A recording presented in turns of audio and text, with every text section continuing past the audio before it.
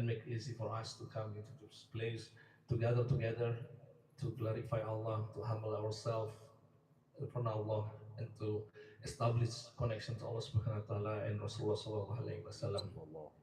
So this masjid is a vehicle to help us to check our connection to Allah and Rasulullah Sallallahu Alaihi Wasallam. We have 5 times salah.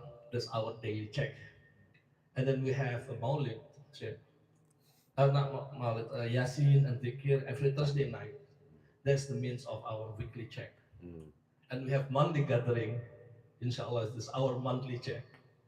And then maybe it's Eid, it will be like the yearly check. So, inshallah, we'll doing this all the time so that we can renew and strengthen our connection with Allah, with the brother and sister in Islam, and be together, that we support each other, to always stay in the path of Islam, inshallah ta'ala. So, as usual, today program, it will be started off with a Quran tilawah. Inshallah, today it will be Qari Hassan Ibrahim will recite some Quran, some ayah of the Quran today, inshallah. And maybe Andy, you can read the translation, inshallah, of the Quran tilawah that Qari Ibrahim gonna recite today. And then we will continue with Ratib Al-Haddad. After Ratib Al-Haddad, then we can proceed to the main program, which is there are some talk about Islam, inshallah. And yeah, just a special day. You see why there is a lot of flag outside, like red and white. Actually, it's an Indonesian Independence Day. Yes, yes, You know, so Indonesian Independence Day is not only Independence Day that we're declaring, we're proclaiming our independence, but there are a lot of story behind it. Like the fighting to get the independence. Basically, Indonesia was the Dutch colony, right. and then Japan during World War II taking over. And then when Japan lose the war, there's a void of power in Indonesia. And then we declare, okay, there's nobody in here. Let's declare and let declare independence. And then that's coming. Then we fight, to defend our independence. And then a lot of scholars basically, call for a jihad. So we are fighting with all the leftover weapons from Japanese against the Allied power. So, and there's a lot of people died at the time, and how people is really struggling and fighting to defend our independence based on, mostly are from the traditional Islamic boarding school. All the murid is going out for the war with whatever they have. So this is like the struggle we're doing, to get the justice for us. This is our land and defend our land. That's why we celebrate. It's not only, the hypes, but also to go into the behind how our ulama, our scholars, right, call for the fighting for, to defend our independence. Inshallah, that's what makes it special today. So, Khori Ibrahim, shall we start the recitation? I can handle that.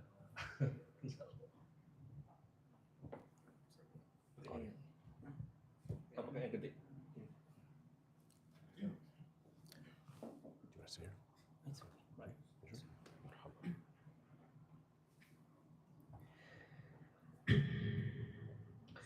بسم الله الرحمن الرحيم. السلام عليكم ورحمة الله وبركاته.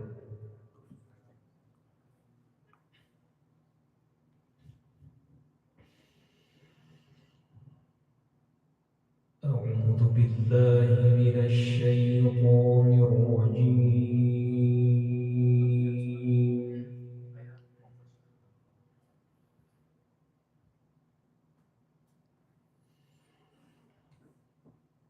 بسم الله الرحمن الرحيم.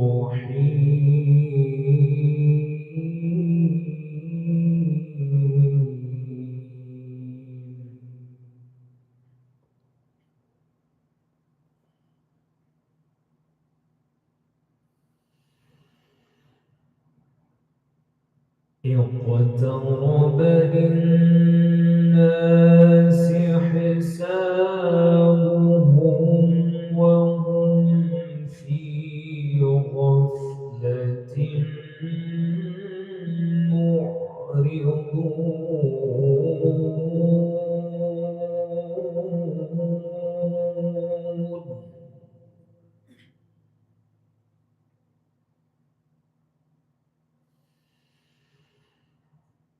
ما يأتيهم من ذكر من ربهم محدث إلا استمعوه وهم يلعبون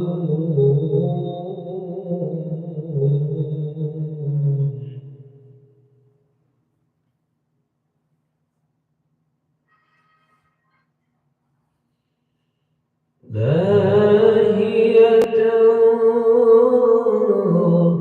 قلوبهم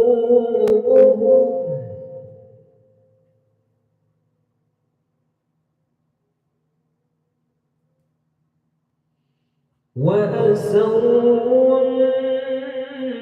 النجوى الذين ظلموا هل هذا إلا بشر مثلكم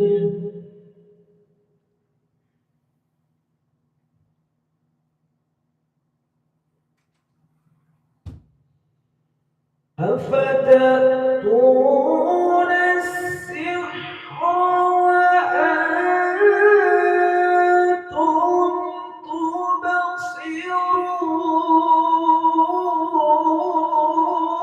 تبصرون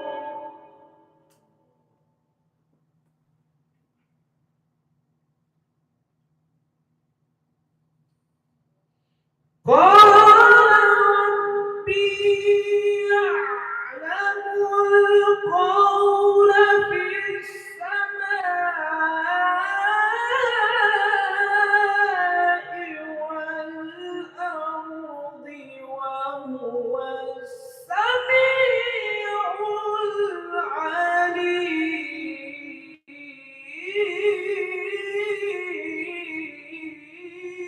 العليم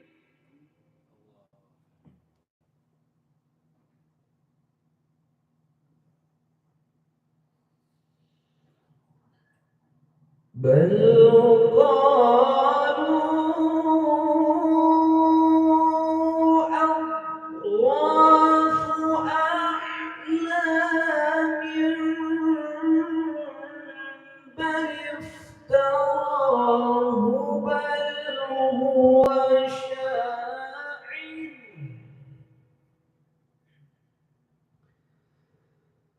فليأتنا بآية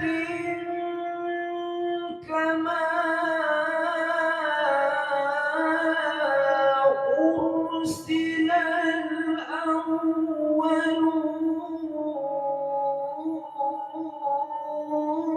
الأولون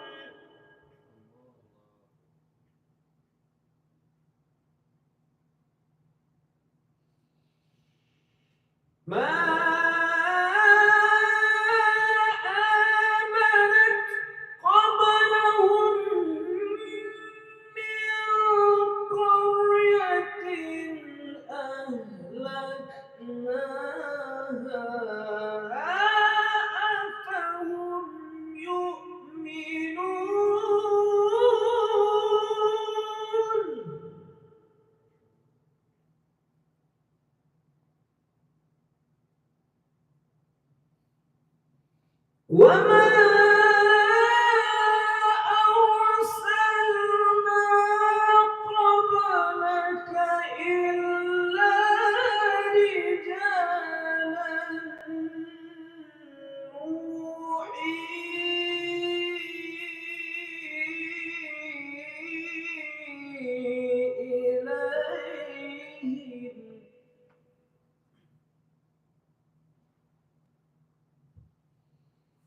إلا رجالا نوحي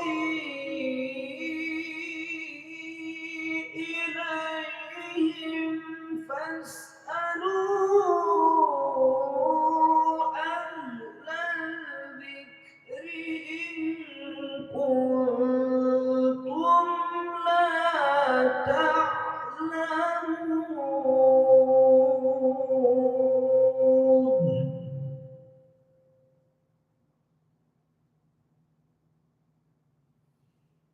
وما جعلناهم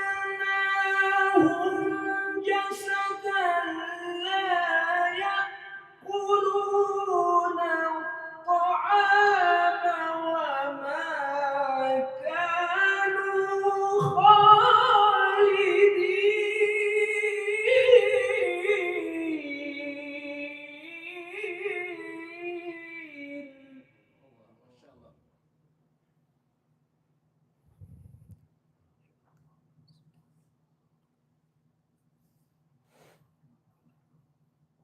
ثم صدقناهم الوعد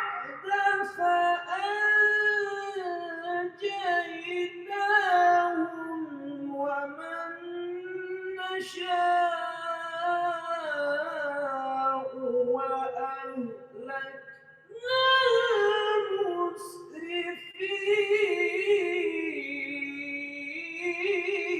المسرفين لقد أنزلنا إليكم كتابا فيه ذكركم أفلا تعقلون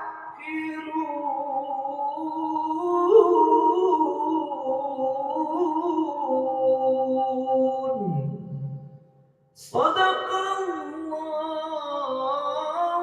العظيم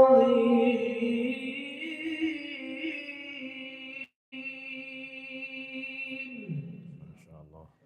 السلام عليكم ورحمة الله وبركاته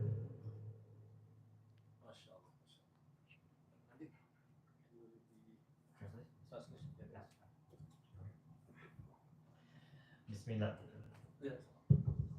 Bismillahirrahmanirrahim. Alhamdulillahirrahmanirrahim. So Allah Ta'ala says, which may mean the time of people's judgment has drawn near, yet they are heedlessly turning away. Whatever new reminder comes to them from their Lord, they only listen to it jokingly. With their hearts totally distracted, the evildoers would converse secretly, saying, "Is this one not human like yourselves? Would you fall for this witchcraft, even though you can clearly see?" The Prophet ﷺ responded, "My Lord fully knows every word spoken in the heavens and the earth, for He is the seeing, the hearing, the knowing." Yet they say, "This Quran is a set of confused dreams. No, he has fabricated it. No, he must be a poet. So let him bring us a sign like those prophets sent before."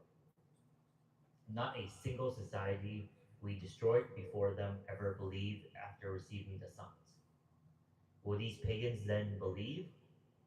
We did not send messengers before you, O Prophet ﷺ, except mere men inspired by us. If you polytheists do not know this already, then ask those who have knowledge. We did not give those messengers bodies that did not need food, nor were they immortal. Then we fulfilled our promise to them, saving them along with whoever we willed and destroying the transgressors. We have surely revealed to you a book in which there is glory for you. Will you not then understand?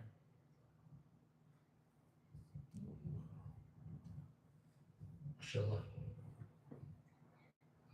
Very beautiful recitation. It's really breathtaking, isn't it? May Allah bless you and protect you, Qari Hassan, and make your beautiful voice of tilawah to inspire people to remember Allah Subhanahu wa Ta'ala. Ameen. And may Allah ridha to all of us where we recite towards Allah in this circle and accept, all the effort that we are putting on to establish the connection to Allah Subhanahu wa Ta'ala stronger. So inshallah the next program we're gonna recite the Ratib al-Hadad. So I already share the text in our Masjid Ali class group if you want to follow. So if you go into our Masjid Ali class group, I just posted the link to it so that you can follow. So Hasan, I think let's teach together.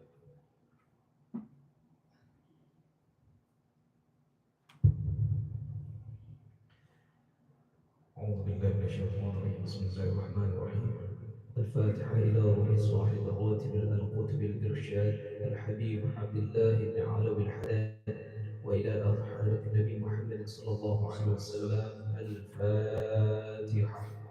بسم الله الرحمن الرحيم الحمد لله رب العالمين الرحمن الرحيم مالك يوم الدين إياك نعبد وإياك نستعين اهدنا الصراط المستقيم صراط الذين أنعمت عليهم غير المغضوب عليهم ولا الضالين آمين.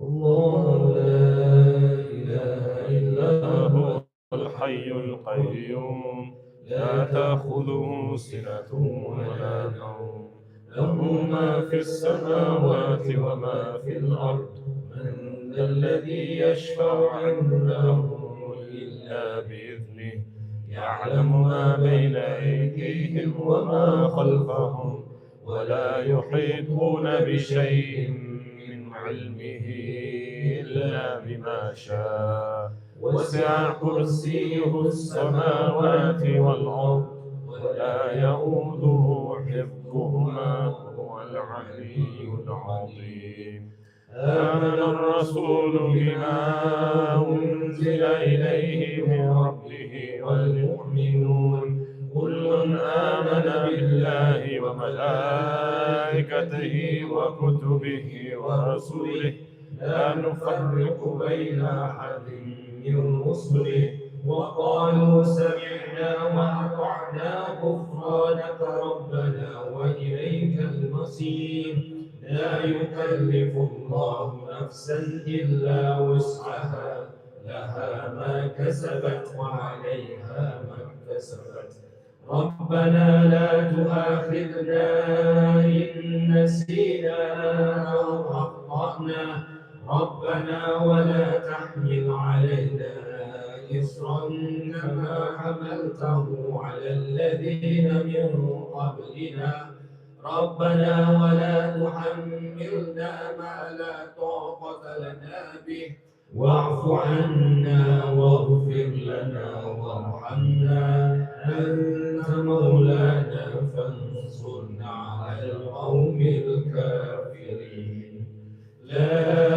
إله إلا الله وحده لا شريك له له الملك وله الحمد يحيي ويميت وهو على كل شيء قدير لا إله إلا الله وحده لا شريك له له الملك وله الحمد يحيي ويميت وهو على كل شيء قدير لا إله إلا الله وحده لا شريك له له الملك وله الحمد يحيي ويميت وهو على كل شيء قدير سبحان الله والحمد لله ولا إله إلا الله والله أكبر سبحان الله والحمد لله ولا إله إلا الله